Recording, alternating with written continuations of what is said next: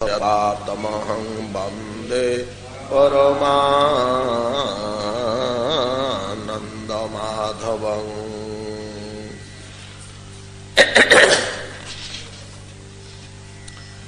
श्रीगोप्यौचुः जयति तेधिकं जन्मना व्रज श्रयत इंदिरा शश्वदत्र हि दयित दृश्यतां दीक्षुतावका त्वयि धृता शव त्वां विचिन्वते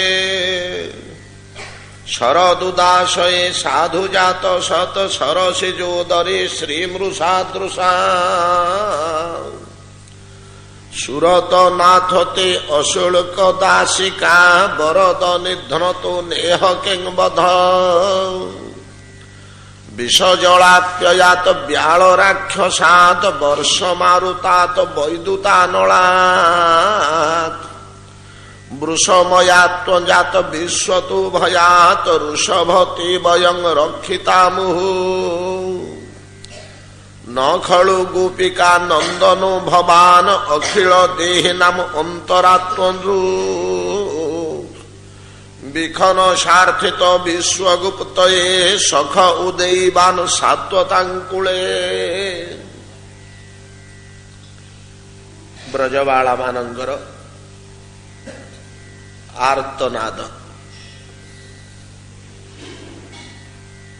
भगवत अन्वेषण क्रमे भगवत प्राप्ति निमंते जो व्याकुलता प्रकाश पाउछि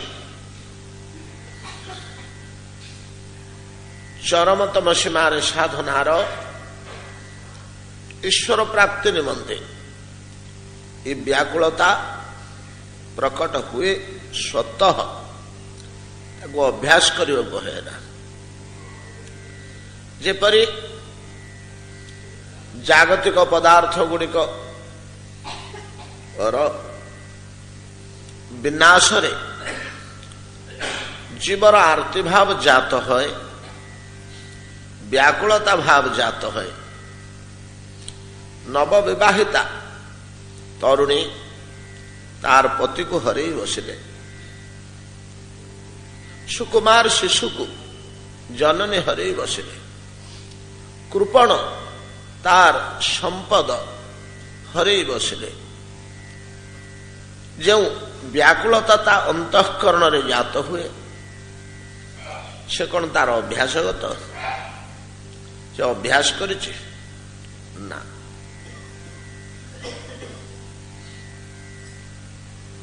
पतिगृह को गला बेले बालिकाटी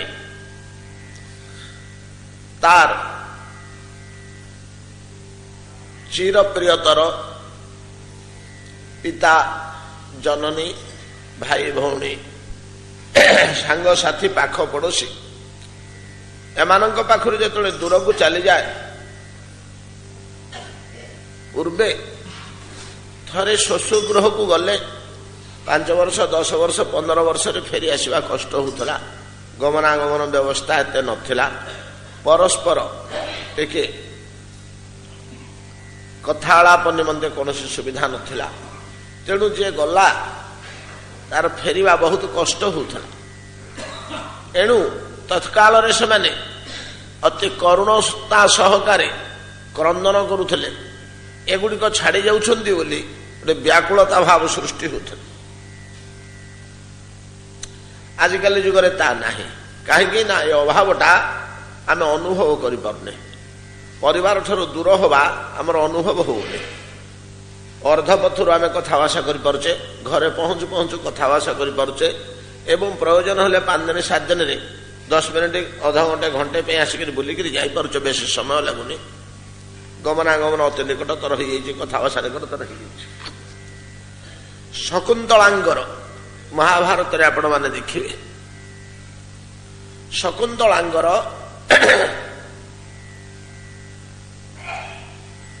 पतिगृह को जो जाऊँच कन्नमुनि आश्रम परित्याग करी जहाँ वर्णना है करुण विलाप महाकवि कालिदास शकुंतलोपाख्यान नहीं तो अभिनव शकुंतलम काव्य ଏ କରୁଣ କ୍ରନ୍ଦନକୁ ଏମିତି ଫୁଟେଇଛନ୍ତି ଯେ ଗଛଲତା କାନ୍ଦି ଉଠିବେ ଶୁଣିଲେ, ବୃକ୍ଷଲତା କାନ୍ଦିବେ।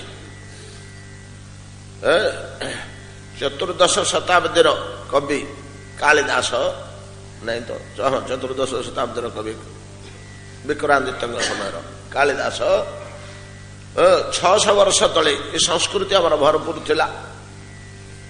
ସେ ଯୋଉ ଶକୁନ୍ତଳାଙ୍କର କରୁଣ କ୍ରନ୍ଦନ ବର୍ଣ୍ଣନା କରିଛନ୍ତି, ବୃକ୍ଷ ଲତା ବନ ଆକାଶ ମୃଦୁ ମାରୁତ ବନ ପର୍ବତ ନଦୀ ଝରଣା ଏ ସମସ୍ତଙ୍କୁ ମନେ ପକେଇ ବଣ ଭିତରେ ରହୁଥିଲେ ଗୁରୁ ଆଶ୍ରମରେ। ସହଚର ସହଚରୀ ମାନଙ୍କ କଥା ଛାଡ଼ନ୍ତୁ, ପିତାମାତାଙ୍କ କଥା ଛାଡ଼ନ୍ତୁ, ଆଶ୍ରମ ପରିବେଶ, ଆଶ୍ରମର କାର୍ଯ୍ୟକଳାପ, ଆଶ୍ରମର ପ୍ରତିଟି ତରୁଲତାକୁ ଫୁଲ ଗଛକୁ ମନେ ପକେଇକିରି କାନ୍ଦୁଛନ୍ତି। ଭାଷାବିତ୍ ମହାକବିଙ୍କ ଲେଖନୀରେ ଏତେ ସୁନ୍ଦର ପରିସ୍ଫୁଟ ହେଇଛି। ଯେତେବେଳେ ଇଂରାଜୀରେ ଅନୁବାଦ ହେଇ ନାଟକ ଢଙ୍ଗରେ ଲେଖା ହେଇଛି, ଏ ନାଟକ ଆକାରରେ ଅଭିନୀତ ହେଲା ଇଂଲଣ୍ଡରେ, ସେତେବେଳେ ବଡ଼ ବଡ଼ ମନୀଷୀମାନେ ପ୍ରଶ୍ନ କରିଥିଲେ, ଇଏ କ'ଣ, ଇଏ କି ଭାରତୀୟ ସଂସ୍କୃତି? ଶକୁନ୍ତଳା ତ ବିବାହ କରି ତାର ଶ୍ୱଶୁଗୃହକୁ ଗମନ କରୁଛି, ଏଟା ତ ଆନନ୍ଦର କଥା। ଗୋଟେ ମନୁଷ୍ୟ ତାର ବିବାହ କାଳରେ ତ ନବ ପତିକି ପାଇ ଖୁସି ହବ, ଆନନ୍ଦ ସମୟରେ କାନ୍ଦୁଛି କାହିଁକି? କିଛିଟା ଅନୁବାଦରେ ଫୁଟିଛି। ଆଶ୍ଚର୍ଯ୍ୟ ହେଇଥିଲେ ସେମାନେ। ନା ଭାରତ ବର୍ଷ ଛଡା ଅନ୍ୟ କୁତ୍ରା ବି ଦେଖାଯାଏ ନା। କାହିଁକି ଦେଖାଯାଏ ନା? ଧର୍ମର ରକ୍ଷାକାରୀ ଦେବଭୂମି, ଭଗବାନଙ୍କ ଅବତାରର ଭୂମି ଏ ଭାରତ ବର୍ଷ।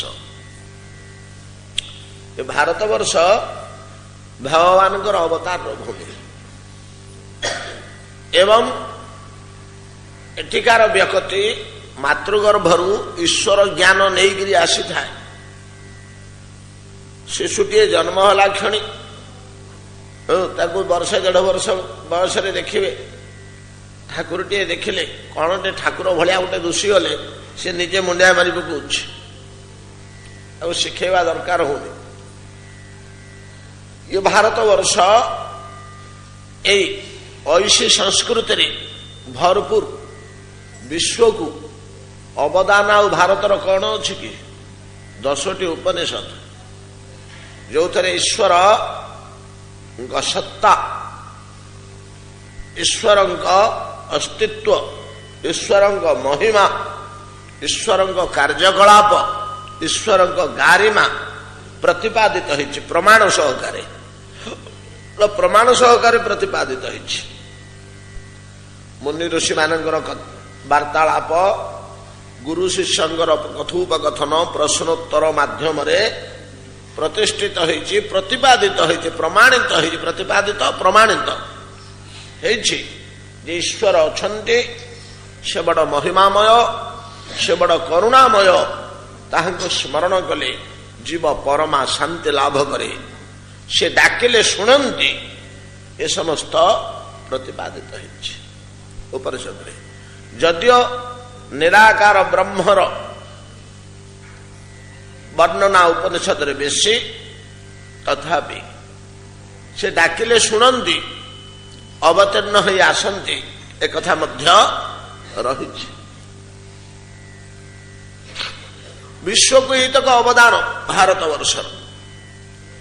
ଭାରତବର୍ଷର ଏହି ମହାନ ଗୌରବ ସମ୍ବନ୍ଧରେ ଯେତେବେଳେ ଆଲୋଚନା କରାଯାଏ, ଅନେକ ମନେ କରନ୍ତି ନିଜ ଦେଶକୁ ଏମିତି ବଡ଼ କରିକିରି ମୁନି ଋଷିମାନେ ଲେଖି ଦେଇଛନ୍ତି ପରା। ମୁନି ଋଷିମାନଙ୍କର ତ ବାହ୍ୟ ଜ୍ଞାନ ନଥିଲା, ସେମାନେ ତ ଯେତିକି ଅରଣ୍ୟରେ ବୁଲୁଥିଲେ, ଏ କୁମାରିକା ଠାରୁ ହିମାଳୟ ପର୍ଯ୍ୟନ୍ତ ଏତିକି ଜାଣିଥିଲେ, ୟା ବାଦ ଆଉ କୋଉଠି କଣ ଅଛି ବୋଲି ଜାଣିନଥିଲେ। ତେଣୁ ସେ ନିଜ ଦେଶକୁ ବହୁତ ବଡ଼ କରିବେ ବୋଲିକି ଲେଖି ଦେଇଛନ୍ତି, ଆଉ ଅଧିକ ଜ୍ଞାନ ନଥିଲା। ତା ନୁହେଁ, ବ୍ରହ୍ମାଣ୍ଡ ବାହାର ପର୍ଯ୍ୟନ୍ତ ତାଙ୍କର ଜ୍ଞାନ ଥିଲା। ଆମର ବରଂ ଜ୍ଞାନ ନାହିଁ, ଭାରତବର୍ଷର ସୀମା ଆରପଟର ଜ୍ଞାନ ନାହିଁ। ଯାହା ଆମ ଶାସ୍ତ୍ର ହେଲା ସମ୍ବାଦପତ୍ର, ଖବର କାଗଜରୁ ଆମେ ଯେତିକି ଦେଖୁଛୁ ଶୁଣୁଛୁ ସେତିକିରେ ଆମ ଜ୍ଞାନ ସୀମିତ। ଆଉ ଅଧିକ ଜ୍ଞାନ ଆମର ନାହିଁ। ଆମେ ଖବର କାଗଜରୁ ଶୁଣିଛୁ ଇଂଲଣ୍ଡ ବୋଲି ଗୋଟେ ଅଛି, ଅଷ୍ଟ୍ରେଲିଆ ବୋଲି ଗୋଟେ ଅଛି, ଜାପାନ ବୋଲି ଗୋଟେ ଅଛି, ନହେଲେ ଆମର ଜ୍ଞାନ ନଥାନ୍ତା ଏ ବିଷୟରେ, କି ଭୂଗୋଳ ପଥରୁ ପଢିଛୁ। କିନ୍ତୁ ମୁନି ଋଷି ମାନଙ୍କର ଜ୍ଞାନ ଇଏ ବ୍ରହ୍ମାଣ୍ଡ ବାହାର ପର୍ଯ୍ୟନ୍ତ ଥିଲା। ବ୍ରହ୍ମାଣ୍ଡ ଯାହାର ଧୂଳିକଣା ଭଳିଆ ଗୋଟିଏ ଅଂଶ ଏ ଭାରତବର୍ଷ ବ୍ରହ୍ମାଣ୍ଡର, ସେମାନେ ଅଜ୍ଞାନୀ ନଥିଲେ। ସେମାନଙ୍କ ଭିତରେ ସଂକୀର୍ଣ୍ଣତା ନଥିଲା ଯେ ନିଜ ଦେଶଟାକୁ ବଢେଇକିରି କହିବା, ଏ ସଂକୀର୍ଣ୍ଣତା ନଥିଲା। ବାସ୍ତବ କଥା ସେମାନେ ଲେଖିଥିଲେ ଏବଂ ବାସ୍ତବ ମହିମାଟାକୁ ବୁଝିଲେ। ଭଗବାନଙ୍କର ମହିମା ଭଳିଆ ଦେବଭୂମି ଭାରତବର୍ଷର ମହିମା ବୁଝିଲେ ଅନୁଭବ କରିହେବ ଯେ ବ୍ୟାକୁଳତା କାହିଁକି ଆସେ। ଏ ଯୋଉ ମମତା, ଏଟା ବିଦେଶରେ ଆମେ ପାଇବାନି। ଏ ଯୋଉ ପରସ୍ପରର ସ୍ନେହ, ପ୍ରୀତି, ମମତା, ଶୁଦ୍ଧ ନିର୍ମଳ ସମ୍ବନ୍ଧ, ଏଟା ଭାରତବର୍ଷ ବ୍ୟତୀତ ଅନ୍ୟ ରାଷ୍ଟ୍ରରେ ନାହିଁ। ଅନ୍ୟ ରାଷ୍ଟ୍ରର ସମ୍ବନ୍ଧ ସ୍ୱାର୍ଥକୁ ନେଇ, ପଇସା ପତ୍ର, ଦ୍ରବ୍ୟ, ଅନ୍ୟାନ୍ୟ ସ୍ୱାର୍ଥ ସମ୍ବନ୍ଧୀୟ କାରବାରକୁ ନେଇ ସେମାନଙ୍କର ସମ୍ବନ୍ଧ ବା ବନ୍ଧୁତା, ବିମଳ ବନ୍ଧୁତା ପରିଦୃଶ୍ୟ ହୁଏ ନା। ସେ ଭୂମିରେ ସେ ସଂସ୍କାର ଉଠିନି। ଭଗବାନଙ୍କର ଅବତାରର ଭୂମି ଏଇ ଭାରତବର୍ଷ। ଅନେକ ପ୍ରଶ୍ନ କରନ୍ତି, ଭଗବାନ କଣ ଆଉ କୋଉଠି ହେଲେ ଅବତାର ହୁଅନ୍ତିନି? କେବଳ ଏଇଠି ଅବତାର ହୁଅନ୍ତି? ନିଶ୍ଚିତ ନିଶ୍ଚିତ। ପଦ୍ମ କୋଉଠି ଫୁଟିବ? ନିର୍ମଳ ଜଳପୂର୍ଣ୍ଣ ପୁଷ୍କରିଣୀରେ ତ। ପଚା ଛଡ଼ା ପାଣିରେ ପଦ୍ମ ଗଛଟିଏ ଲଗେଇଲେ ସଢିଯିବ, ବଢିବ କି? ସୂର୍ଯ୍ୟ କୋଉଠି ଉଦୟ ହେବେ? ପୂର୍ବରେ। ଆମେ ଯଦି କହିବା ସୂର୍ଯ୍ୟ କଣ ଆଉ କୋଉଠି ଉଦୟ ହେବେନି? କେତେ ବଡ ଅଜ୍ଞାନ। ଠିକ ସେଇଭଳିଆ ଭଗବାନ କେବଳ ଭାରତବର୍ଷରେ ଅବତୀର୍ଣ୍ଣ ହୁଅନ୍ତି, ଅନ୍ୟ କୁତ୍ରାପି ନୁହେଁ। ସ୍ଥାନର ପ୍ରଭାବ ଏଟାକୁ ଆମେ ସହଜରେ ଗ୍ରହଣ କରିପାରିବାନି। କାହିଁକି? ଜ୍ଞାନର ଅଭାବରୁ। ଜ୍ଞାନର ଅଭାବରୁ ଆମେ ଗ୍ରହଣ କରିପାରିବାନି। ଆମେ ମଧ୍ୟ ତା ବିଷୟରେ ତ ଗବେଷଣା କି ଚିନ୍ତା କରୁନେ। ଅଦ୍ଭୁତ କଥା ଦେଖିଲେ, ଗଙ୍ଗାର ଜଳ ଟିକେ ବୋତଲରେ ପୁରେଇକି ରଖିଲେ 10 ବର୍ଷ ପରେ ଠିକ ଅଛି। ଏତକ ଆପଣ ଚିନ୍ତା କଲେଣି କି କେବେ? ଏ ଅଲୌକିକତା। ଗଙ୍ଗାର ଜଳରେ ବର୍ତ୍ତମାନ କୋଟି କୋଟି ହଜାର ହଜାର ସହରର ଦୂଷିତ ଜଳ ପ୍ରବେଶ କରୁଛି। କଲିକତା ପାଖକୁ ଆସିକରି ପହଞ୍ଚିଲା ବେଳକୁ ସେ ଆଉ ଜଳ ହେଇକରି ନାହିଁ। ତଥାପି ଆମର ତ କଲିକତାରୁ ପାଣି ସବୁବେଳେ ଆସୁଛି ଝାଞ୍ଜିପିଟା ମଠକୁ। ଆମ ଠାକୁରମାନେ ପ୍ରତ୍ୟହ ଗଙ୍ଗା ଜଳରେ ସ୍ନାନ କରନ୍ତି, ଗୋଟେ ବିଧି ରହିଯାଇଛି। ତେଣୁ ଆମକୁ ଗଙ୍ଗା ଜଳ କୌଣସି ମତେ ସଂଗ୍ରହ କରି ଆଣିବାକୁ ହେଉଛି। ରଥଯାତ୍ରା ସମୟରେ ସେମାନେ ଯଥେଷ୍ଟ ପରିମାଣରେ ଆଣିଥାନ୍ତି। ଆଗେ ସେ ନିୟମ ଥିଲା, ଆଗେ ତ ଗତାଗତି ଏତେ ନଥିଲା। ଆଉ ମଝିରେ ଆମେ ଯେତେବେଳେ ଯାଉ ଗଙ୍ଗା ଜଳ ନେଇ ଆସୁ। କାହିଁ କେବେ ତ କେବେ ନଷ୍ଟ ହେଇଯାଉନି। ମାଠିଆରେ ଗରାରେ ପଶିକିରି ଠାକୁରଙ୍କ ଶୋଇବା ଖଟ ତଳେ ଥୁଆ ହେଇଛି। ଗୋଟେ ଗୋଟିଏ ମାଠିଆ ରହିଛି, ବର୍ଷ ବର୍ଷ ଦୂଷିତ ହେଇଯାଉନି ତ। ଅନ୍ୟ ଜଳ ରଖନ୍ତୁ ତ, ତଳକୁ ଏତିକି ବସିକିରି ଥିବ ମଣ୍ଡ।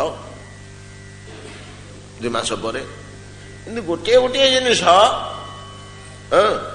ଏଇ ଭୂମିରେ এই ভাব জাগ্রত হয়ে ঈশ্বরঙ্গ পাই প্রকৃতি রূপে নিজকে অনুভব করি কান্দিবা ধর্মর অন্তর্গত হয়েছে ভাবটি।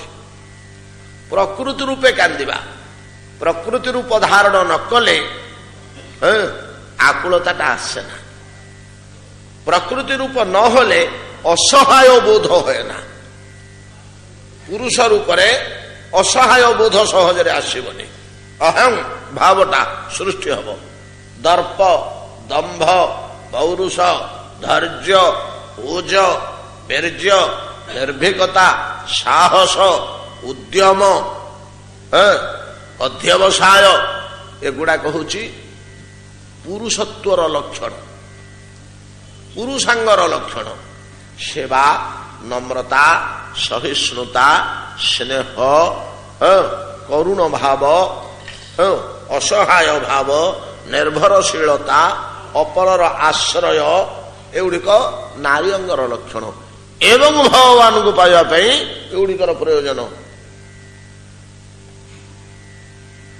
ଭଗବାନଙ୍କୁ ପାଇବା ପାଇଁ ଏଗୁଡ଼ିକ ପ୍ରୟୋଜନ। ଏଣୁ ସ୍ତ୍ରୀ ଭାବ ବା ପ୍ରକୃତି ଭାବ ବା ନାରୀ ଭାବରେ ଭାବିତ ନହେଲା ପର୍ଯ୍ୟନ୍ତ ଈଶ୍ୱର ସୁଲଭ ହୁଅନ୍ତି ନାହିଁ। ଯେତେ କାଳ ପର୍ଯ୍ୟନ୍ତ ପୌରୁଷ ଭାବ ଜାଗ୍ରତ ଥିବ ସେତେ ସମୟ ପର୍ଯ୍ୟନ୍ତ ସହଜରେ ଈଶ୍ୱର କୃପା ମିଳିବ ନାହିଁ। ଆଶ୍ରୟ କରିବା, ତାଙ୍କୁ ସମ୍ପୂର୍ଣ୍ଣ ନିର୍ଭରଶୀଳ ହେବା ଏବଂ ତାଙ୍କର କୃପା ବା ପ୍ରସାଦକୁ ଅପେକ୍ଷା କରି ପଡ଼ି ରହିବା। ମୋ ଜୀବନର ଗତି ମୁକ୍ତି ସବୁକିଛି ନିୟାମକ ନିୟନ୍ତା ପ୍ରଭୁ ହେ ତୁମେ, এই ଭାବ ଜାଗ୍ରତ ହେବା ଏକାନ୍ତ ଆବଶ୍ୟକ। ନହେଲେ ଈଶ୍ୱର ପ୍ରାପ୍ତି ଘଟିବନି। ପ୍ରକୃତରେ ବିଚାର କଲେ ପୁରୁଷ ତ ଜଣେ, କେବଳ ପରତତ୍ତ୍ୱ। ଆମମାନଙ୍କ ଭିତରେ ଯୋଉ ପୁରୁଷାଭିମାନ, ଏହା ମିଥ୍ୟାଭିମାନ। ଆମେମାନେ ସମସ୍ତେ ପ୍ରକୃତି, ଆମେମାନେ ସମସ୍ତେ ପ୍ରକୃତି, ଆମେ କେହି ହେଲେ ପୁରୁଷ ନୁହଁ। ଅତି ସହଜରେ ଏକଥା ପ୍ରମାଣ ହେଇପାରୁଛି, ଯିଏ ପୂର୍ଣ୍ଣ ସିଏ ପୁରୁଷ। ଆମେ ତ କେହି ପୂର୍ଣ୍ଣ ନୁହଁ। ଆମର ତ ସବୁଠି ଅଭାବ ବୋଧ ରହିଲା। ମୋର ପଇସା ଦରକାର, ଶାନ୍ତି ଦରକାର, ଆନନ୍ଦ ଦରକାର, ସ୍ୱାସ୍ଥ୍ୟ ଦରକାର, ଖାଦ୍ୟ ଦରକାର, ବଳ ଦରକାର, ଘର ଦରକାର। ଏଗୁଡ଼ାକର ତ ଆମର ସବୁ ଅଭାବ ରହିଛି। କୋଉଟା ହେଲେ ଆମର ପୂର୍ଣ୍ଣ ନୁହଁ। କୋଉ ଜିନିଷଟି ଆମର ପୂର୍ଣ୍ଣ, କୋଉଥରେ ଆମର ପୂର୍ଣ୍ଣ କାମ ହେଇଗଲା, ମୋର ଆଉ ଦରକାର ନାହିଁ, କାମନା ଆଉ ନାହିଁ ଆମର, ସେ ବସ୍ତୁଟା ପୂର୍ଣ୍ଣତା ମୁଁ ପାଇଛି। କୋଉଥରେ? କୌଣସି ଜିନିଷଟା ଆମର ପୂର୍ଣ୍ଣ ନୁହଁ। ଯେହେତୁ କୌଣସି ଜିନିଷ ଆମ ପାଖରେ ପୂର୍ଣ୍ଣ ନାହିଁ, ଆମେ ପୁରୁଷ ହବା କିପରି? ଆମେ ପୁରୁଷ ହବା କିପରି? ଯେ ସବୁଥରେ ପରିପୂର୍ଣ୍ଣ, କୌଣସି ଅଭାବ ବୋଧ ନାହିଁ, କିଛି ଆଉ ଆବଶ୍ୟକ ନାହିଁ, ତ ପ୍ରଚୁରତା ପାଖରେ ଅଛି। ଶାନ୍ତି ପ୍ରଚୁର ଅଛି, ଆନନ୍ଦ ପ୍ରଚୁର ଅଛି, ଶ୍ରୀ ପ୍ରଚୁର ଅଛି, ରୂପ ପ୍ରଚୁର ଅଛି, ବୁଦ୍ଧି ପ୍ରଚୁର ନାହିଁ, ପରିପୂର୍ଣ୍ଣତମ। ଆଉ ଅଧିକା ନାହିଁ, ଶେଷ ସୀମା ପର୍ଯ୍ୟନ୍ତ ଅଛି। ସେଭଳିଆ ତ ଗୋଟିଏ ତତ୍ତ୍ୱ, କେବଳ ଭଗବତ ତତ୍ତ୍ୱ। ତାରି ପାଖରେ ସେଇଟାକୁ ତ ଭଗ କହନ୍ତି ନା। ଏଇ ପରିପୂର୍ଣ୍ଣତାଟାକୁ ହିଁ ଭଗ କହନ୍ତି। ଏଇଟା ତା ପାଖରେ ଅଛି ବୋଲି ସେ ଭଗବାନ। ଆମେ ସବୁଥିରେ ଅପୂର୍ଣ୍ଣ। ସବୁଥିରେ ଅପୂର୍ଣ୍ଣ ହେବାରୁ ନିରନ୍ତର ଆମକୁ ଅଭାବ ବୋଧ ରହିଛି। କୋଉଟା ହେଲେ ଆମ ପାଖରେ ଯଥେଷ୍ଟ ନାହିଁ, ପରିପୂର୍ଣ୍ଣ ହେଇନି। ଏ ବିନ୍ଦୁଏ ବିନ୍ଦୁଏ ବିନ୍ଦୁଏ ବିନ୍ଦୁଏ, ଓଜରୁ ବିନ୍ଦୁଏ, ଶକ୍ତିରୁ ବିନ୍ଦୁଏ, ବୁଦ୍ଧିରୁ ବିନ୍ଦୁଏ, ଶାନ୍ତିରୁ ବିନ୍ଦୁଏ, ବଳରୁ ବିନ୍ଦୁଏ, ଧନରୁ ବିନ୍ଦୁଏ, ଗୋଟେ କଣିକା। ସୁବର୍ଣ୍ଣକୁ କାମ କଲାବେଳେ ଯେମିତିକା ସୁବର୍ଣ୍ଣର ଅତି କ୍ଷୁଦ୍ର କ୍ଷୁଦ୍ର କଣିକା ଛିଟିକା ବଳେଇଥାଏ, ଆଖିକି ଦୁଷେ ନା, ସେଭଳିଆ ସୁବର୍ଣ୍ଣ କଣିକା ଭଳିଆ ଆମ ପାଖରେ ସବୁ ଯାହା କିଛି ରହିଛି ଗୋଟିଏ ଗୋଟିଏ କଣିକା ମାତ୍ର। ଆମେ ପୂର୍ଣ୍ଣ କେମିତି ହବା ଯେ ପୁରୁଷ ହେଇଯିବା? ଏତଦ୍ ବ୍ୟତୀତ ଆମ ଭିତରେ କଣ ଅଛି କି? ଦେଖିଲା ବେଳକୁ ଆମେ 5ଟା କି 6ଟା ଜିନିଷ ଆମ ଭିତରେ ପାଇବା। ଗୋଟେ ହଉଛି ଆତ୍ମା, ତା ତଳକୁ ବୁଦ୍ଧି, ତା ତଳକୁ ମନ, ତା ତଳକୁ ଇନ୍ଦ୍ରିୟ, ତା ତଳକୁ ଦେହ। ଏତିକି ତ ଆଉ କଣ? ଏ 5ଟା ଜିନିଷ ତ ଆମ ପାଖରେ ଅଛି। ଆଉ କଣ ଅଛି କି? ଗୋଟେ ଦେହ ଅଛି, ସେ ଦେହଠୁ ଟିକେ ଶକ୍ତିଶାଳୀ ଜିନିଷ ଅଛି 5ଟା ଇନ୍ଦ୍ରିୟ କି 10ଟା ଇନ୍ଦ୍ରିୟ। ଇନ୍ଦ୍ରିୟଠୁ ଆଉ ଟିକେ ଶକ୍ତିଶାଳୀ ଜିନିଷ ଅଛି ଗୋଟେ ମନ ବୋଲି, ମନଠୁ ଆଉ ଗୋଟେ ଶକ୍ତିଶାଳୀ ଜିନିଷ ଅଛି ବୁଦ୍ଧି ବୋଲି, ବୁଦ୍ଧିଠୁ ଆଉ ଗୋଟେ ଶକ୍ତିଶାଳୀ ଜିନିଷ ଅଛି ଆତ୍ମା ବୋଲି। ଏତିକି ତ ନା ଆଉ ଆମ ଭିତରେ କିଛି ଅଛି? ଇନ୍ଦ୍ରିୟାଣୀ ପରାଣ୍ୟାହୁ, ଇନ୍ଦ୍ରିୟାଣୀ ଦେହାତ ପରାଣୀ। इंद्रिय गुड़िक देह ठारू उत्कृष्ट इंद्रियभ्यो परं मनः इंद्रिय ठारू मन उत्कृष्ट मनसस्तु परा बुद्धि मन ठारू बुद्धि उत्कृष्ट जंग बुद्धे परतस्तु सह बुद्धि उपरकू जी अच्छी सी आम भितर सर्वोत्कृष्ट ता उपरकू आउ किछि नाही परतस्तु सह सेटा हमर शेष उत्कृष्ट पदार्थ आत्मा आत्मा बुद्धि मन इंद्रिय देह ये पांचटी जिनिस देहटा को मध्य जदि आहुरी विचार करिवा पंचरचित यह अधम शरीर माटी पानी पवन अग्नि आकाश रे तैयारी नहीं कि एथरो कोटा प्रकृति नुहे एथरो कोटा प्रकृति नुहे पंचमहाभूत प्रकृति नुहे तो प्राकृतिक पदार्थ माटी पानी पवन गुड़ा प्रकृति तो ना पुरुष तो प्रकृति ना स्वाभाविक तो जड़ प्रकृति खाली प्रकृति नुह संपूर्ण जड़ प्रकृति पुरुष तो चेतन एगुड़ाक चेतनता नथिबा प्रकृति चेतनता थिबा प्रकृति अलग अच्छे एगुड़ा चेतनहीन प्रकृति देहटा देहटा चेतनहीन प्रकृति तापर को इंद्रिय गुड़ाक प्रकृति सृष्टि रुटीटा अट्टारू सृष्टि प्रकृति सृष्टि मन प्रकृति सृष्टि प्राकृतिक जिनसटे एटा पुरुषर अंश नुहे पुरुष पाकु एटा पशि ही पारुनी यथा बाचो निवर्तन्ते अप्राप्य मनसा सह मन केबे हेले भगवान निकट को जाई पारे नहीं न जमाप जोगिनां क्षमं प्रवेष्टुं तपसेरितं मनः तपस्यापुष्ट मन मध्य जंग न आप जांग पाखु पशि पारुनी एटा मध्य प्रकृति मन उपरकू थिबा बुद्धि सी मध्य प्रकृति प्रकृतिर पुआ महत्त्व नहीं कि मन नाती नहीं कि अटार पुआ गहमर पुआ अटा अटार पुआ रुटी हेले गहमर नाती है रुटी तापरवर्ती क्रिएशन गुण से हिसाब से देखिले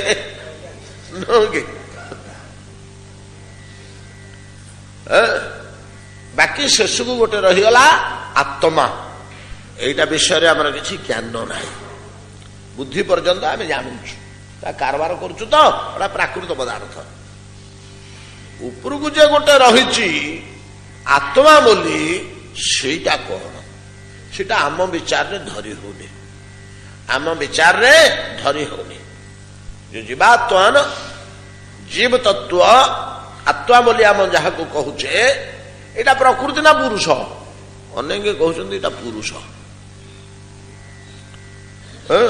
अनेक कहते प्रकृति आत्माटा पुरुष बोली अनेक कहते या कहबार कारण आत्मार जोड़े रूप अच्छे गोटे परमात्मा गोटे जीवात्मा तेणु आत्मा को पुरुष बोली जो कहुची से परमात्मा को अर्थ होची लक्ष्य कराई जो आत्मा को प्रकृति बोली कहुई से जीवात्मा को लक्ष्य कराई परमात्मा जीवात्मा पूर्व श्लोक आम आलोचना करे जानते आपण मैंने द्वास पर्णा श्लोक स्पष्ट हो जाइए से परमात्मा पुरुष जोड़े प्रकृति गोटाए जे जोड़े न कहले बुझे से धरी हबनी गोटाए कहले द्वंद्व हो जोड़ाए कहले ही ठीक है बुझी हम पूर्व श्लोक कहले ब्रजांगना माने न खलु गोपिका नहीं श्लोक जोटा आम आलोचना कर न खलु गोपिका नंदन भवान सकल देहि नाम अंतरात्मा दृक् समस्त भीतर तुम्हें परमात्मा रूपे अवस्थित ठीक कथा कहले सेटा पुरुष सेटा कृष्ण सेटा कृष्ण ईश्वर सर्वभूतानां हृदय जुन तिष्ठति एटा होची पुरुष किंतु आमे जहाँ आत्मा बोली कहूचे ये भितर से जो आत्मा बोली परमात्मा रही आमर परमात्मा सहित संबंध किसी रहुनी आमे परमात्मा को देह भितर अनुभव कर पारने आमे अनुभव करछे जीवात्मा आमे अनुभव करछे जीवात्मा हाँ एले आज्ञा कहूले महाभारतर जे दुईटा ना गोटे प्रकृत में गोटे जे गोटे कहले दुर्बुद्धि हो जाए तेणु शास्त्र मान द्वा सुपर्णा बोली कहते जोड़े पक्षी बोली कहते तार अर्थ तार से पाखटा दुशुनी आमको ए पाखटा दुशुची तार ए पाखटा जीवतत्व से पाखटा पुरुषत्व जमी टंकार हेड एंड टेल एपटा में अलग फाल अच्छी आर फलटा आमको केवे दुशुनी आर फलटा संबंध आर पाखटा संबंध आमर किसी ज्ञान ना एमती अंततः धरतु गोटे जदि भावुंट ए पाख आ से पाख से जो जीवतत्व रूप आत्म प्रकाश करुच्ची जीवतत्व रूप जो आत्म प्रकाश करुच्ची जड़े भद्रक घर को आसिले आमर बंधु बांधव बोलिक बुझिक कहले से जड़े अत्यंत उदार और समाज से भी बहुत गुणगान कले निजर परिचय आम खुशी ही गलु दूर दूरांतर आमर बंधु बांधव बोलिक कहले आम भारी मर्यादा कलु घरे आश्रय देलु बेश सुंदर कथा कहलु स्वागत कलु अत्यंत सेवा शुश्रूषा कलु आनंद रे खाई पीकर से शोले अनेक समय पर्यंत आम लक्ष्य रखिलु तृप्ति आ सतोष शोचन ना नहीं जो देखिलु से परम आनंद परम सतोष शोचती आम आसिक गाढ़ निदर शो पड़लु पाहांतर उठिक देखला बेलू आम घर सबूतक लुंडे कुंडे धरिक पड़ी से लोक नहीं कि ता भितर थिबा डकाय तत्व ता लुचिगिरी थिला सेटा हमर अज्ञात किंतु जो परिचय आउ तार गुणावली से कहिथिला सेटा थिला हमर अज्ञात लोक गोटे गोटे लोकर जेमति किछि अंश अज्ञात थिला किछि अंश ज्ञात थिला तो सेई भलिया परतत्व आम भितर जदि गोटे बोली आम धरवा आत्मा गोटे तार किसी अंश अज्ञात अच्छी जोटा परमात्म आम जानूना जीवात्म आम जानू ये जो भगवान कहले काली जो गीतार श्लोकटा आज्ञा आत्मा विषय तो जटिल जिन आम ता भर पशिले तो कड़ा हो आम बेसी ता भर को पशिबानी काली जो श्लोकटी आम आलोचना करुले गीतारे भगवान कौन कहले तो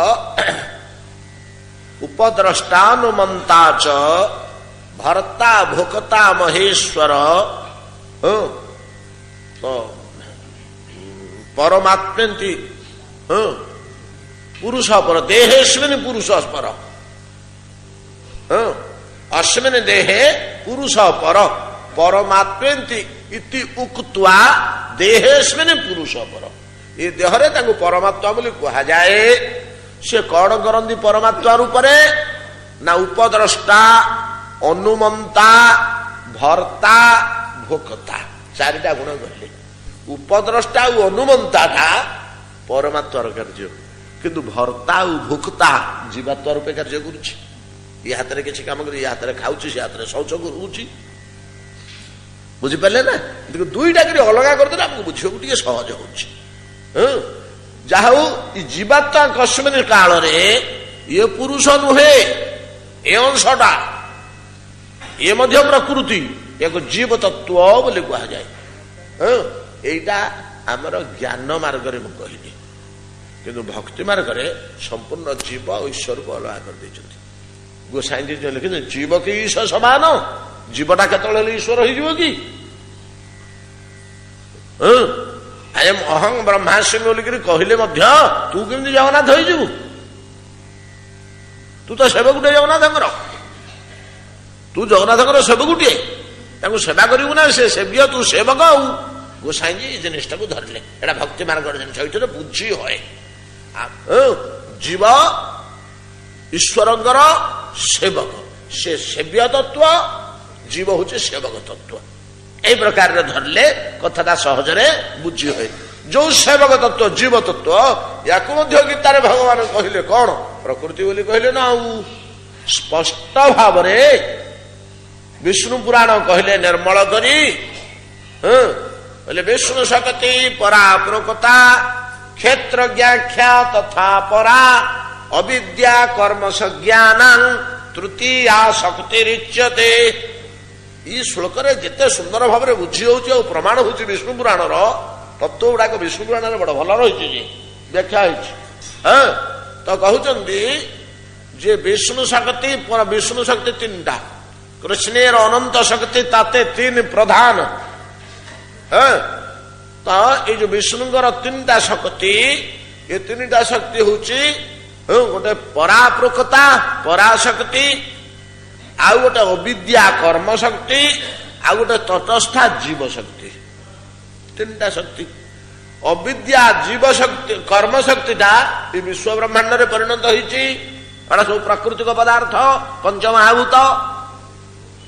ଏଟା ହଉଛି ଅବିଦ୍ୟା କର୍ମ ଶକ୍ତି। ବହିରଙ୍ଗା ମାୟା ଶକ୍ତି ବି ଯୋଗୁ ହିଁ କହୁଛନ୍ତି ଅବିଦ୍ୟା କର୍ମ ଶକ୍ତି ବୋଲି ବିଷ୍ଣୁ ପୁରାଣ କହିଲେ। ଆଉ କୋଉ ଋଷି କହିଥିଲେ ବହିରଙ୍ଗା ମାୟା ଶକ୍ତି, କଥାଟା ଏକା, ଖାଲି ନାଁଟା ବଦଳେଇ ଦେଇଛନ୍ତି। ଅନ୍ତରଙ୍ଗା ଚିତ୍ତ ଶକ୍ତି ବା ପରାଶକ୍ତି ସେ ବୈକୁଣ୍ଠ ଗୋଲକରେ ତା କାମ କରୁଛି, ସେଠିକାର ନିର୍ମାଣ କର୍ତ୍ରୀ ସିଏ ଅଲଗା ଚିତ୍ତ ଶକ୍ତି ଯୋଡେ ପଳେଇଲା। ଏ ଦୁଇଟାର ମଝିରେ ତଟସ୍ଥା ଜୀବ ଶକ୍ତି ରହିଛି। ସେ ଚାହିଁଲେ ଏପଟକୁ ଆସିପାରିବ, ଚାହିଁଲେ ସେପଟକୁ ଯାଇପାରିବ। ଚାହିଁଲେ ମୁଖ୍ୟ ହୋଇଯିବ, ଗୋଲକ ବୈକୁଣ୍ଠକୁ ଯାଇପାରିବ। ଚାହିଁଲେ ମହାମାୟାର ବହିରଙ୍ଗା ମାୟା ଶକ୍ତି ଭିତରେ ଗୋରୁ ଗାଈ ମଣିଷ କୀଟ ପତଙ୍ଗ ପଶୁ ପକ୍ଷୀ ହେଇକି ବୁଲି ପାରିବ। ତଟସ୍ଥା।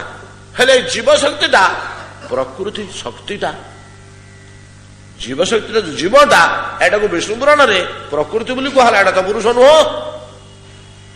ଗୀତା ମଧ୍ୟ ସେଇ କଥା କହିଲେ, ଏ ଅର୍ଜୁନ ଅପରେୟଂ ଇତସ୍ତନ୍ୟାଂ ପ୍ରକୃତିଂ ବିଦ୍ଧି ମେ ପରାମ ଜୀବଭୂତା ମହାବାହୁ ଜୟଦଂ ଧାର୍ଯ୍ୟତେ ଜଗତ। ଜୀବଭୂତା ଏଇଟା ମୋର ହଉଛି ଗୋଟେ ପ୍ରକୃତି। ଜୀବତତ୍ଵଟା ମୋର ଗୋଟେ ପ୍ରକୃତି। ଅତଏବ ଆମର ଦେହଟି ତ ପ୍ରକୃତି, ମନଟି ପ୍ରକୃତି, ଇନ୍ଦ୍ରିୟ ଗୁଡ଼ିକ ପ୍ରକୃତି, ବୁଦ୍ଧିଟି ପ୍ରକୃତି, ଆତ୍ମାଟି ପ୍ରକୃତି। ଆଉ ପୁରୁଷଟେ କୋଉଠି ଆମ ଭିତରେ ଅଛି? ଆମେ ନିଜକୁ ପୁରୁଷ ବୋଲିକିରି ଅଭିମାନ ଯେ କରୁଛୁ, ସେଟା ମିଥ୍ୟାଭିମାନ। ଯେମିତି ଭଗବାନ ଗୀତାରେ କହିଲେ, ହେ ଅର୍ଜୁନ ପ୍ରକୃତି କ୍ରିୟମାଣାନି ଗୁଣାଃ କର୍ମାଣି ସର୍ବଶଃ ଅହଙ୍କାର ବିମୂଢାତ୍ୱା କର୍ତ୍ତାହମ୍ ଇତି ମନ୍ୟତେ। ଯେମିତି ବାଇ ଫୋର୍ସ କେ ଗୋଟେ ଆମକୁ କର୍ମ କରଉଛି, ଆମେ କହୁଛୁ ଯେ ମୁଁ କରିଦେଲି।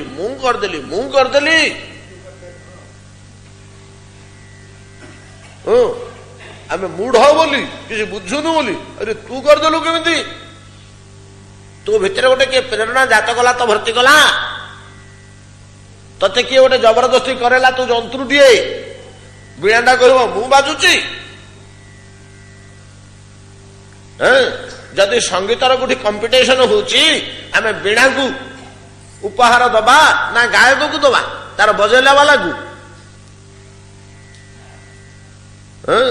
ତ ସେଇଭଳିଆ ଆମକୁ କିଏ ଗୋଟେ କର୍ମ କରଉଛି, କିନ୍ତୁ ଆମେ କହୁଛୁ ମୂଢତା ଯୋଗୁ, ଯେମିତି ମୁଁ କର୍ତ୍ତା ହମ୍ ଇତି ମନ୍ୟତେ, ନିଜକୁ ମନେ କରେ ଯେ ମୁଁ କଲି ବୋଲି, କିନ୍ତୁ ପ୍ରକୃତରେ ସିଏ କରୁନି।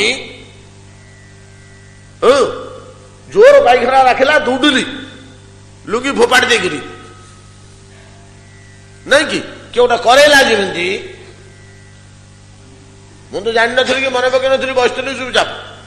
ଠିକ ସେଇଭଳିଆ ସବୁ କର୍ମ ମଧ୍ୟ କିଏ ଗୋଟେ କରଉଛି ଆମକୁ।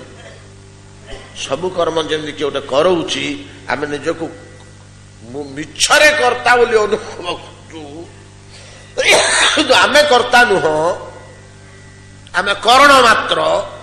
କରଉଛି ଗୋଟେ କିଏ କର୍ତ୍ତା ପଛରେ ରହି। ଠିକ ସେଇଭଳିଆ ଆମେ କସ୍ମିନ ସମୟରେ ପୁରୁଷ ନୁହଁ, ପ୍ରକୃତି ମାତ୍ର। ଏଇ ଜିନିଷଟା ଗୋପାଙ୍ଗନା ମାନଙ୍କର ଚରିତ୍ରରେ ସ୍ପଷ୍ଟ ଭାବରେ ଫୁଟି ଉଠିଛି।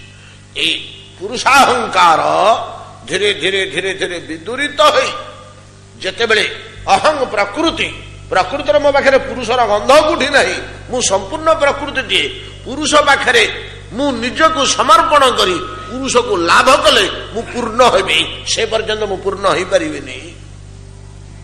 এই ଅନୁଭବ ଯେତେବେଳେ ଆସେ, ସେଇ ଭାବନାଟାକୁ ନାରୀ ଅଙ୍ଗ ବା ଗୋପୀ ଦେହ ବୋଲି କୁହାଯାଉଛି ନାଇଁ କି?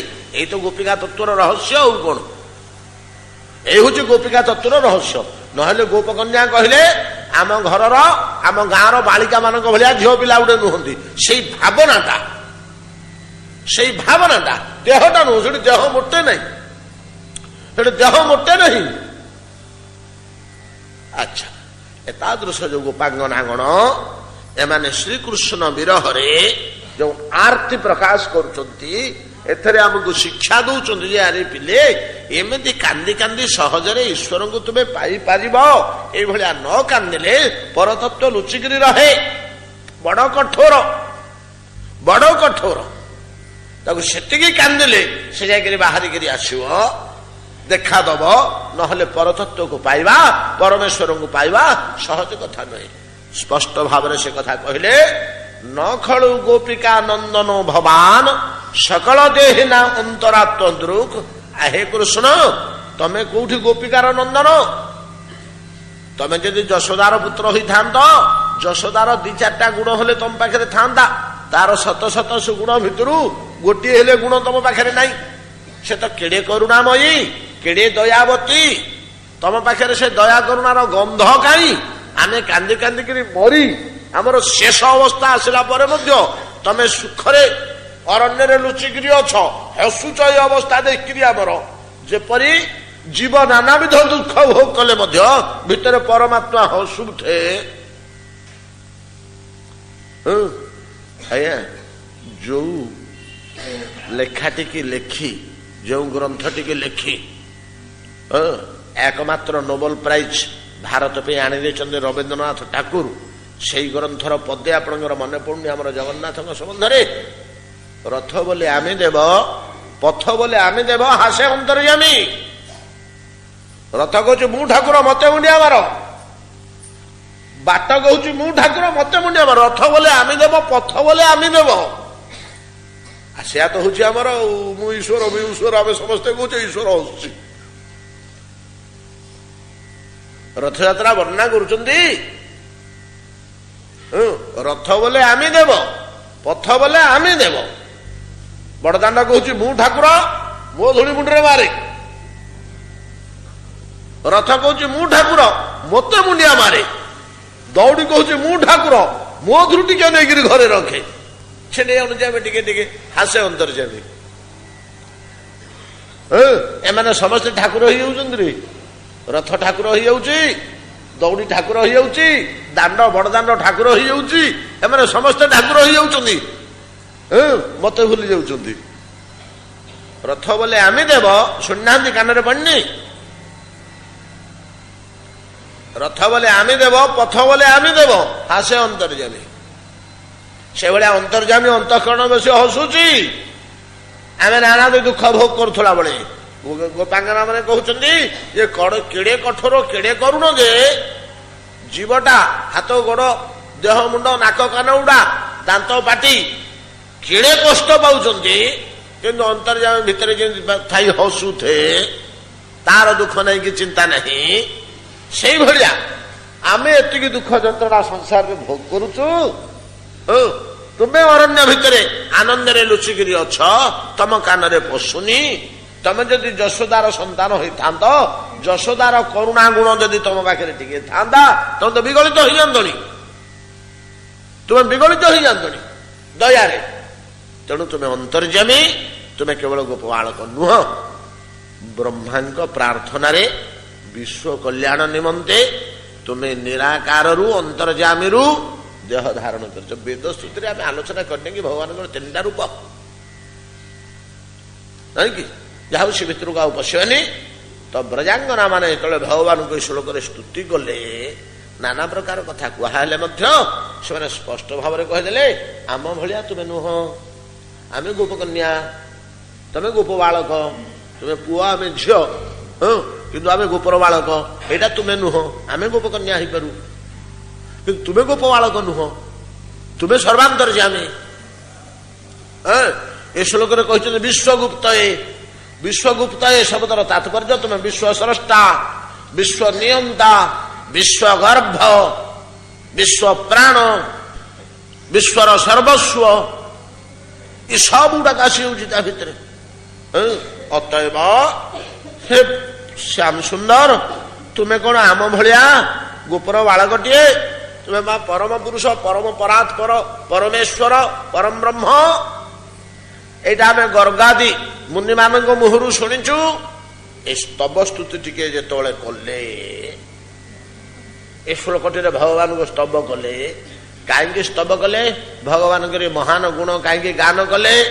ପୂର୍ବ ଶ୍ଲୋକରେ ଯେ ଦିଟା ଦୋଷ ଆରୋପ କଲେ, ଶତକୋଟି ସ୍ତ୍ରୀବଧ ପାତକ ଓ ବିଶ୍ୱାସଘାତକ ଯୋଡାଏ ଦୋଷ ଯୋଉ ଆରୋପ କଲେ, ଗୋପାଙ୍ଗନା ମାନଙ୍କ ମନର ଭାବନାଟା ତ ଏଠି କୁହାହଉଛି।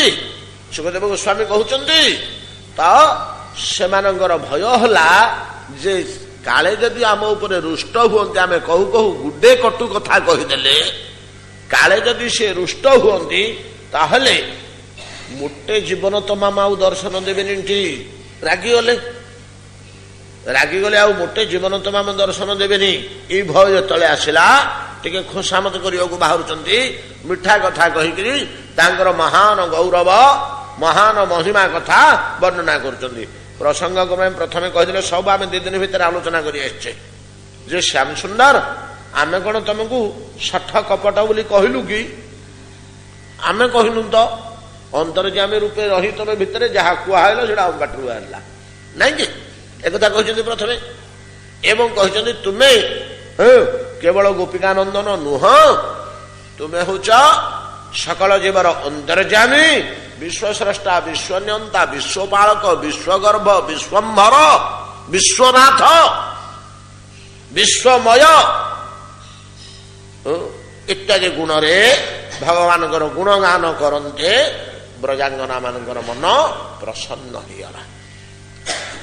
ହେଇଗଲା। ଯିଏ ଭଗବାନଙ୍କର ସ୍ତବ ସ୍ତୁତି କରେ, ତା ମନ ଭିତରେ ଥିବା ଯାବତୀୟ ଦୁଃଖ, ମଇଳା, ଦୁଶ୍ଚିନ୍ତା ଦୂର ହୋଇଯାଇ ପ୍ରସନ୍ନତା ଓ ପ୍ରଫୁଲ୍ଲତା ଆସିଯାଏ। ଏଇଟା ଭଗବାନଙ୍କ ସ୍ତୁତିର ଫଳ। ଆପଣମାନେ କେତେବେଳେ ପରୀକ୍ଷା କଲେ, ଲକ୍ଷ୍ୟ କଲେ, କୌଣସି କାରଣରୁ ଯଦି ମନଟା ଅତ୍ୟନ୍ତ କଷ୍ଟ ହେଇଯାଇଛି, ଏକଦମ ବିଚଳିତ ହେଇଯାଇଛି, ଖାଇବାକୁ ଶୋଇବାକୁ ଭଲ ଲାଗୁନି, କଣ ଦୁଶ୍ଚିନ୍ତା ଦୁଃଖ ଗୁଡେ ପଶିଯାଇଛି ମୁଣ୍ଡରେ, ବିବ୍ରତ କରି ପକେଇଛି, ଟିକେ ନିର୍ଜନ ସ୍ଥାନକୁ ପଳେଇବେ। ଏଇଟା ବହୁବାର ମୋର ଅନୁଭବ।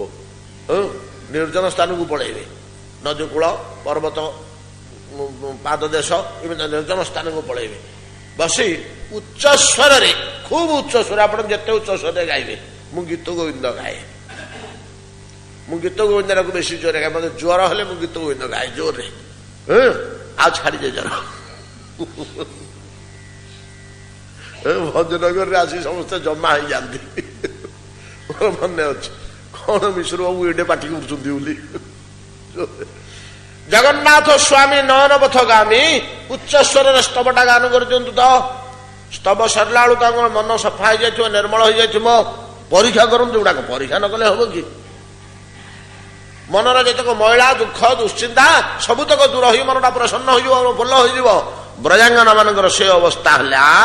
ସେମାନେ ଭଗବାନଙ୍କର ଗୁଣଗାନ କରି ସ୍ତବ ସ୍ତୁତି କରି ଖୁସି ହେଇଗଲେ, ମନଟା ପ୍ରସନ୍ନ ହେଇଗଲା। ସେମାନେ ଭାବିଲେ ଶ୍ୟାମ ସୁନ୍ଦର ଶ୍ରୀକୃଷ୍ଣ ଏଇ ସ୍ତବ ଟିକ ଶୁଣି ଆମଠୁ ଏଡେ ଖୁସି ହେଇଯାଇଥିବେ ଯେ ନିଶ୍ଚୟ ଆମକୁ ବର ଯାଚିବେ, ନିଶ୍ଚୟ ଆମକୁ ବର ଯାଚିବେ। ହଇଲ ତମେ ମୋର ସ୍ତବ କଲ, କଣ ବର ମାଗୁଛ ମାଗ? ସଖୀ କି ବର ମାଗିବା, କି ବର ମାଗିବା, କି ବର ମାଗିବା? ପରସ୍ପର କଥା ହେଲେ। ଜଣେ କହିଲା ହଁ ଗୋଟେ ବର ମାଗିବା। କି ବର ମାଗିବା? ଜଣେ କହୁଛି କୃଷ୍ଣଙ୍କୁ ବର ମାଗୁଛନ୍ତି, ସ୍ତବ କଲେ ତ ତାଙ୍କର ମନର ଭାବ ଏଗୁଡାକ ସ୍ତବ କରିବାରୁ ମନ ପ୍ରସନ୍ନ ହେଇଗଲା। ସେମାନେ ଭାବିଲେ ଯେ କୃଷ୍ଣ ଉପରେ ପରମ ସନ୍ତୁଷ୍ଟ ହେଇଯାଇଥିବେ ଆମ ସ୍ତବ ଶୁଣିକିରି। ଆମେ ତାକୁ ବିଶ୍ୱମୂର୍ତ୍ତି, ବିଶ୍ୱମୟ, ବିଶ୍ୱଗର୍ଭ, ବିଶ୍ୱନାଥ ବୋଲିକିରି କହିଛୁ। ତୁମେ ଗୋପିକାନନ୍ଦନ ନୁହ ବୋଲି କହିଛୁ, ସକଳ ଜୀବର ଅନ୍ତର୍ଯାମୀ ବୋଲି କହିଛୁ, ଏବଂ ତୁମେ ବ୍ରହ୍ମାଙ୍କ ଦ୍ୱାରା ପୂଜିତ ପ୍ରାର୍ଥିତ ବୋଲି କହିଛୁ, ନାଇଁ କି? ବ୍ରହ୍ମା ସେବ୍ୟ। ଆମର ଜଗନ୍ନାଥ ସ୍ୱାମୀଙ୍କୁ କଣ କୁହାଉଛି? ଅମରପତି ଗଣେଶାର୍ଚିତ ପଦ, ରମା ଶମ୍ଭୁର ବ୍ରହ୍ମା ଅମରପତି ଗଣେଶାର୍ଚିତ ପଦ, ନାଇଁ କି? ସେମାନେ ପୂଜା କରୁଛନ୍ତି, ଏଟା ସ୍ତବରେ ଯାଉଛି ନା। ଆଉ ସେମିତି ଆମେ ମଧ୍ୟ କହିଛୁ ଯେ ବ୍ରହ୍ମା ତମକୁ ପ୍ରାର୍ଥନା କରୁଛନ୍ତି, ବିଖନ ସାର୍ଥିତ ବିଖନ ବ୍ରହ୍ମା ସେ ତମକୁ ପୂଜା କରୁଛନ୍ତି। ଏଥରେ ସେ ଖୁସି ହେଇଥିବେ ଶ୍ୟାମ ସୁନ୍ଦର, ଆଉ ସେ ତ ଖୁସି ହେଇଗଲେ ବର ଯାଚନ୍ତି। ଏଇଟା ଭଗବତ ସ୍ୱଭାବ, ଏଇଟା ଈଶ୍ୱର ସ୍ୱଭାବ। ସେ ସନ୍ତୁଷ୍ଟ ହେଇଗଲେ କି ବର ମାଗୁଛୁ ମାଗେ ବୋଲି କହନ୍ତି। ଆମେ କି ବର ମାଗିବାଲୋ? ପରସ୍ପର କଥା ହେଲେ, କଥା ହେଇକରି କୃଷ୍ଣଙ୍କୁ ବର ମାଗୁଛନ୍ତି। କି ବର ମାଗୁଛନ୍ତି? ଆଜ୍ଞା ଏମାନେ ତ କୋଟି କୋଟି ଜନ୍ମ ଧରି ତପସ୍ୟା କରି ଆସୁଛନ୍ତି, କେବେ କିଛି ନେଇନାହାନ୍ତି। ନେଇଛନ୍ତି କି?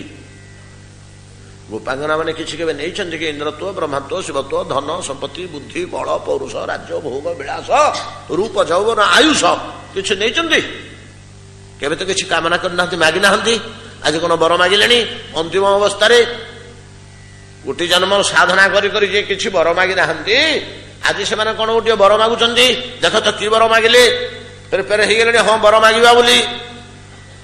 ନଖଳୁ ଗୋପିକା ନନ୍ଦନ ଭବାନ ଅଖିଳ ଦେହୀ ନାମ ଅନ୍ତରାତ୍ମଦୃକ୍ ବିଖନ ସାର୍ଥିତ ବିଶ୍ୱଗୁପ୍ତ ଏ ସଖ ଉଦେଇବାନ ସାତ୍ୱତାଙ୍କୁଳେ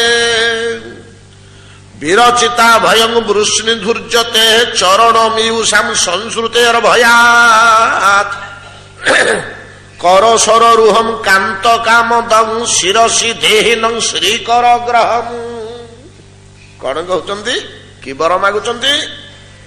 ବିରଚିତା ଭୟଂ ବୃଷ୍ଣି ଧୂର୍ଯ୍ୟତେ ଚରଣ ମିୟୁଷାଂ ସଂସ୍କୃତେର ଭୟାତ୍।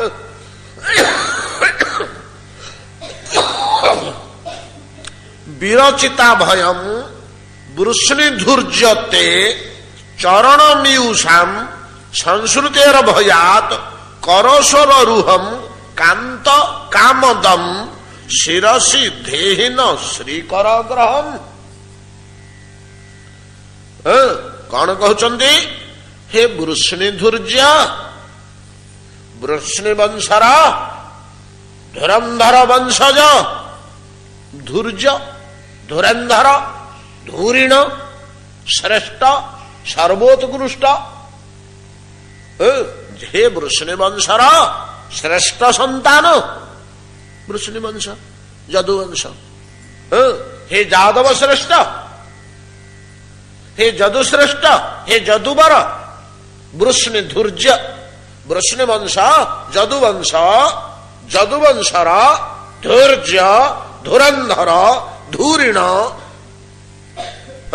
ସର୍ବଶ୍ରେଷ୍ଠ ସର୍ବୋତ୍କୃଷ୍ଟ ସନ୍ତାନ ସମ୍ବୋଧନଟା ବୃଷ୍ଣି ଧୂର୍ଯ୍ୟ। ବିରଚିତା ଭୟଂ ବୃଷ୍ଣି ଧୂର୍ଯ୍ୟତେ ଚରଣ ମିୟୁଷାଂ ସଂସ୍କୃତେର ଭୟାତ୍ କରସରୋରୁହଂ କାନ୍ତ କାମଦମ୍। କାମଦମ୍, ହେ ବୃଷ୍ଣି ଧୂର୍ଯ୍ୟ, ତୁମେ ଯେ କେବଳ ବୃଷ୍ଣିକୂଳ ପ୍ରବର, ବୃଷ୍ଣିକୂଳର ଶ୍ରେଷ୍ଠ ପୁରୁଷ ସେତିକି ନୁହଁ, ତୁମେ ମଧ୍ୟ କାନ୍ତ ଓ କାମଦ। କାନ୍ତ କୋଟି ବ୍ରହ୍ମାଣ୍ଡର ପତି, ନାଇଁ କି? କୋଟି ବ୍ରହ୍ମାଣ୍ଡର ପତି, ଅଖିଳ ବ୍ରହ୍ମାଣ୍ଡ ସ୍ୱାମୀ ପତି, ମୋ ଜୀବନ ସ୍ୱାମୀ, ହେ ପରମ ପିତା ମାତା ପ୍ରଭୁ ଅନ୍ତର୍ଯାମୀ, ନାଇଁ କି?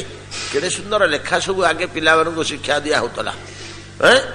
ବର୍ତ୍ତମାନ ପିଲାମାନଙ୍କର ବହି ଖୋଲିଲେ ତ କଣ ମାଙ୍କଡ ଚଢେଇ ଗାଡି ଏମିତି କଣ ସବୁ ବାହାରୁଛି। ସେ ଛବି ଥିବ, ଗୋଟେ ମାଙ୍କଡ ଭିଡୁଥିବ, ନା ଗାଡି ଚଳଉଥିବ, କଣ ଭାଲୁ ପଢେଇ ମାଙ୍କଡ ଚଢେଇ ଗାଡି ଏମିତି ବାହାରୁଛି। କୋଉଠି ଗୋଟେ ମୋ ବହି ଫିଟେଇଲା ବେଳକୁ ଏଇଟା ବାହାରିଲା, ଭଲ ପଢଉଛନ୍ତି ପିଲାଙ୍କୁ। ମାଙ୍କଡ ଟିକେ ଲେଖା ହେଇକରି ଗାଡି ଚଲେଇବେ, ଆଉ ମାଙ୍କଡ ଭଳିଆ ଚଲଉଛନ୍ତି ତ ଆଜିକାଲି, ଆଉ ମଣିଷ ଭଳିଆ ଚଲଉଛନ୍ତି କି?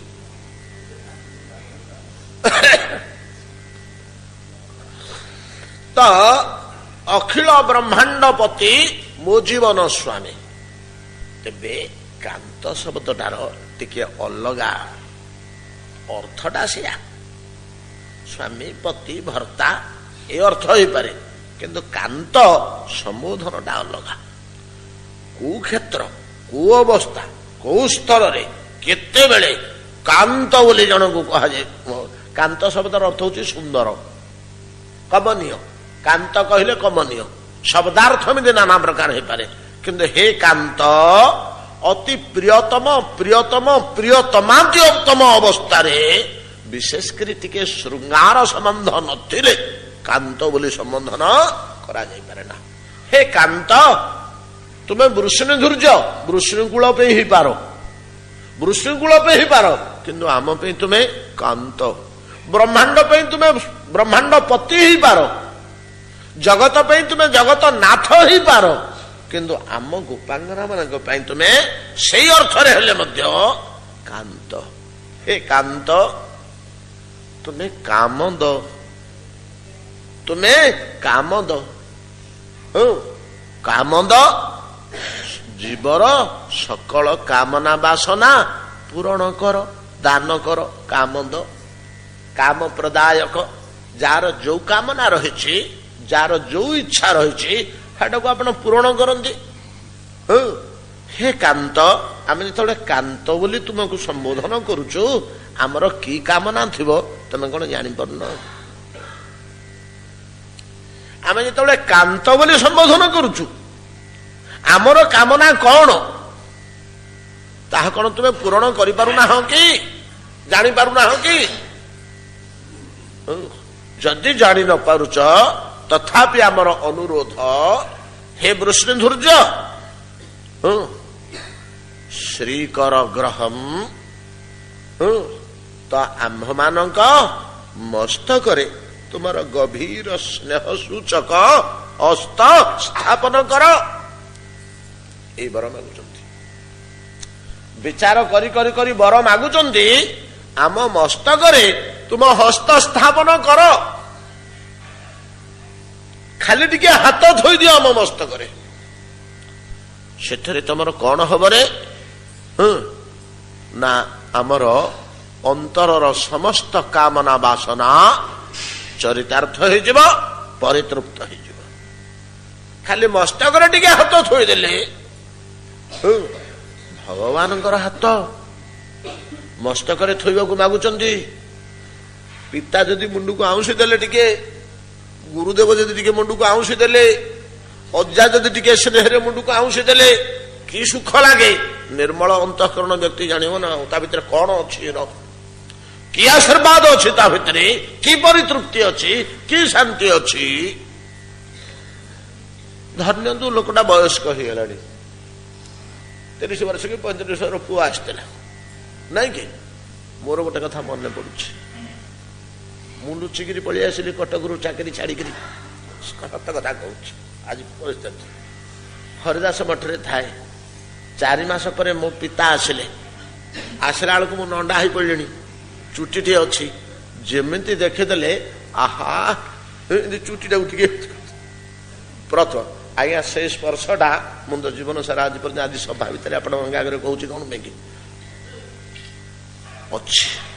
ଅନ୍ତଃକରଣର ସବୁତକ ସ୍ନେହ ଯାହା ନିର୍ମଳ ସ୍ୱଚ୍ଛ ଦିବ୍ୟ ଆଶୀର୍ବାଦ ରୂପ ନେଇ ମସ୍ତକ ସ୍ପର୍ଶ କଲାବେଳେ ଅଜାଡ଼ି ହେଇଯାଏ। ଏଟା ସାମାନ୍ୟ ଜିନିଷ ନୁହଁ, ଏଟା ସାମାନ୍ୟ ଜିନିଷ ନୁହଁ। ବ୍ରଜାଙ୍ଗନା ମାନେ କହୁଛନ୍ତି ଶ୍ୟାମ ସୁନ୍ଦର ଆଜ୍ଞା ଏତିକି କଷ୍ଟରେ, ଏ ପ୍ରକାର ପରିସ୍ଥିତିରେ, ଏଭଳିଆ ଅବସ୍ଥାରେ କି ବର ମାଗୁଛନ୍ତି ଭଗବାନଙ୍କୁ? ହେ କାନ୍ତ ପ୍ରିୟତମ, ତୁମର ଟିକେ ହସ୍ତ ଆମ ମସ୍ତକରେ ଥୋଇଦିଅ। ଏଇ ହାତ ଟିକେ ପ୍ରହ୍ଲାଦର ମୁଣ୍ଡରେ ଥୋଇ ଦେଇଥିଲେ ବୋଲି ଫେରେ କେମିତିକା ହାତ ସେ? କାନ୍ତ କମନୀୟ ହାତ ନୁହଁ, କୃଷ୍ଣଙ୍କର ଲଳିତ ମଧୁର ହାତ ହସ୍ତ ନୁହେଁ, କି ରାମଙ୍କର ଶ୍ୟାମଳ ସୁନ୍ଦର ହସ୍ତ ନୁହେଁ, ନୃସିଂହଙ୍କର ଉଗ୍ର ଭୟଙ୍କର ରକ୍ତଲିପ୍ତ ନଖାଗ୍ର ଯୁକ୍ତ କର୍କଶ ହାତ, ସେଇଟାକୁ ମୁଣ୍ଡରେ ପାଇଯାଇକିରି ପ୍ରହ୍ଲାଦ କଣ କହିଲେ? କଣ କହିଲେ? ଆପଣମାନେ କେତେଥର ଆମେ ଆଲୋଚନା କରିଛେ ନାଇଁ କି? ତତ୍ ସାକ୍ଷାତ କାରଣାହ୍ଲାଦ ବିଶୁଦ୍ଧାଧି ସ୍ଥିତ ମେ ସୁଖାନି ଗୋସ୍ପଦାୟନ୍ତେ ବ୍ରହ୍ମାଣ୍ୟପି ଜଗତ ଗୁରୁ। ହେ ଜଗତ ଗୁରୁ, ଆପଣ ମୋ ମୁଣ୍ଡରେ ଯେ ହାତ ଥୋଇଦେଲେ, ଯେତେବେଳେ ପ୍ରହ୍ଲାଦ ତଳକୁ ପଳେଇଲା ପାଦ ତଳକୁ, पाद तलू पड़ा कहीं तो पशि पार नुले ना लंबा कथा आम बेल नहीं आउ आलोचना करने को तो ब्रह्मा पशि पारे शिव को कहले तुम्हें जाओ स्तुति स्तव कर नृसिंह को शांत कर विश्व ध्वंस होगा जो कर्कश भाव दांत को रगड़ी दौरान गिरी शृंग गुड़ाक झड़ी पड़ुची जो चक्रवत आखि बुले दौरान डोला को आखिर को ग्रह नक्षत्र सूर्य चंद्रमा निज कक्षपथ छिटिकी पलाऊँ जो घर घर ध्वनि करदे समुद्र उत्ताल तरंग जीव गुड़ाक सब आकाश को उठी जाऊँगी उद्वेली जाऊँगी सब इमतिका विश्वटा होगला न फेंगी फोपाड़ी होची खाली पहाड़ पर्वत नदी नाल समुद्र फेंगी फोपाड़ी होचे तले गरजुचंदी नृसिंह बसिकरी नृसिंह शक्ति हो भगवान सबुतक शक्ति तो तार तो सीमा ना सबुतक कहुई पारनि टे मोटा आकार रे पावर बाहरी पड़ी नृसिंह मूर्ति हो जो विश्व ब्रह्मांड इतस्तत हो रक्षा करने ब्रह्मा स्तुति कले पार्ले पाखक जापारे आगू जापारे गोटे पाउंड गले आगू तो शिव को कहले शिव दुई पाद आगू को गले समस्ते लक्ष्मी की कहले माँ कमला तुम पति लक्ष्मी नृसिंह समस्ते कहती तुम पति की तुम्हें शांत कर आमे कही पार्लुनी तीन पाद गले कहले ब्रह्मा पुत्र आउटे जदि आगू को जी जली जीवी तेजरे वर्तमान से मोर पति अवस्था नहांती कि उग्र हो मु प्रवेश करें ब्रह्मा कहले रे प्रहलाद कि जंतुटा को कहीं काढ़िलु रे खंबरू पूरा से खंबरे पुणी तू काढ़ीचु जा तो प्रभु को तू शांत करे से क्या कथा शुणवनी तो प्रभु को तू शांत करे ब्रह्मांकर आदेश पाई गोटे गोटे गोटे गोटे पलैले पाखक किए से प्रहलाद सापटा को धरने जमी बरसिकी शिशुटी हसी हसी पड़े हाथ बढ़े दिए दीपटा को धरने जमी हाथ बढ़े दिए जानी अज्ञान शिशुटा या ज्ञान अच्छी सीना डर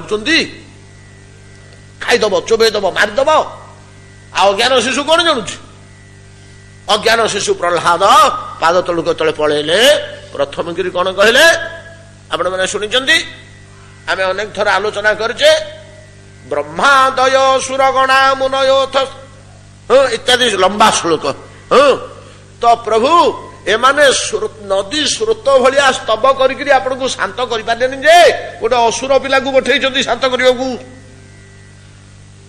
ब्रह्मादय सुरगणा मुनयोथ सिद्ध सत्वैक तान मतयो बचसा प्रवाह वाक्यर प्रवाह नदी स्रोत भाया स्तव स्तुति कले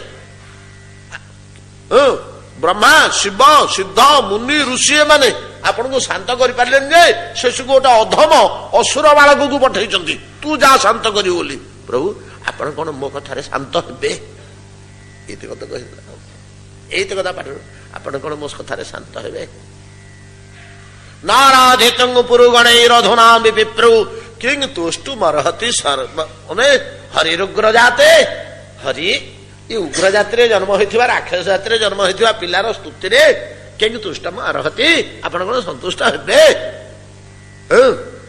यही तो जो बाटर बाहर पड़ा सांगे सांगे से कुआड़े पड़ेला से उग्र महाव उग्र मूर्ति नृसिंह मुहर हस फुटिला लह लह जीवा को भितर भर्ती करदे स्नेह शक्तिर चक्षुरे चाहिदे मुंड को आउंसी पकड़े कहीं ना मु अधम असुर बालक जो लोकटा निजक या निम्न दृष्टि अनुभव करे निज कति क्षुद्र छोट बोले नहीं उपस्थापन करे सर्वोत्तम होया अपना के क्षुद्र माने कृष्ण कृपा करिवे न दृढ़ करी जाने चैतन्य चरितामृत पद केमिति सेठू शांति यहीटा चाहती जे निजक तृणतुल्य तुच्छ करी पाद तले नहीं थोईदब से शांत जो मुंड को आउंसी देले कौन कहले प्रहलाद आसे आउसा टिकक जो पाईगले जो छुईदे मस्तक को हाथ थोईदे प्रभु तत् साक्षात कारणाल्लाद विशुद्धादि स्थित